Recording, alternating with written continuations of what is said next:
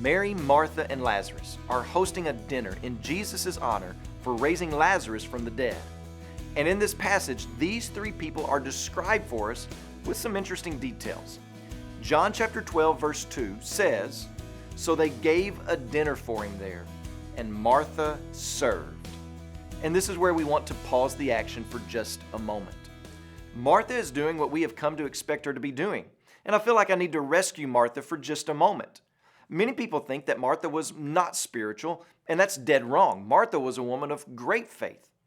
And the reason I have great appreciation for Martha is because I'm married to a Martha type. Marthas are magicians. Here's what I mean.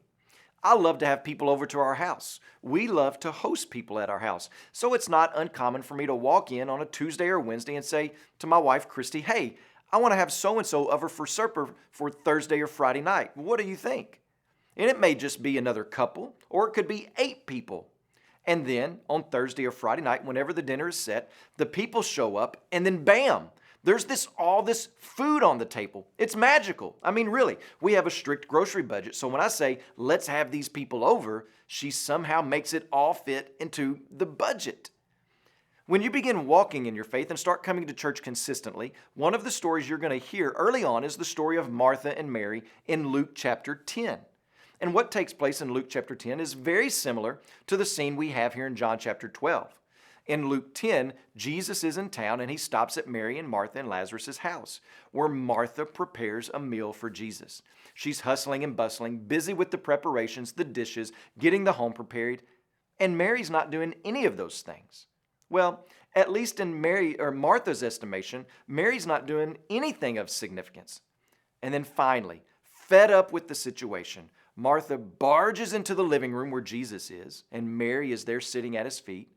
And she says, "Hey, Jesus, don't you think Mary should get off her backside and give me a hand?" To which Jesus ever so lovingly says, "You are anxious and troubled about many things, but one thing is necessary. Mary has chosen the good portion." And so Martha was rightly corrected and redirected by Jesus.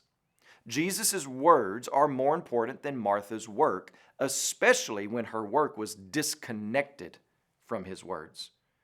But that story is usually the sum total of what we remember about Martha. But look at our text today. They are giving a dinner in honor of Jesus. I wonder if Lazarus asked his sister, "Hey Martha, what do you think about having Jesus over for supper?" Martha responds, "Sure, that sounds great. I'd love to honor him and thank him. After all, he showed his immense power in raising you from the dead. What a great idea, Lazarus." And then Lazarus says, "By the way, he will have his 12 disciples with him. 12 hefty, hairy-chested disciples." But here's what we read. Martha served. Before, in Luke chapter 10, it looks like she fixed a meal for 4 people and complained about having to do it. But here in John 12, she's serving 17 people and not one note of bitterness. You know why? Because she had been transformed by the Master. Because Jesus is worth every ounce of her labor when it's done in honor to him. So consider this as well. She was harboring a fugitive. She was putting her life on the line. Anyone who knew where Jesus was, they were supposed to report him so that he could be arrested and then executed. But instead of reporting Jesus, Martha serves and honors him. Today when you pray, please pray for Rana Costa El Haj and her family, our missionaries in Lebanon. And also remember the Afrikaans Life Word broadcast heard in South Africa.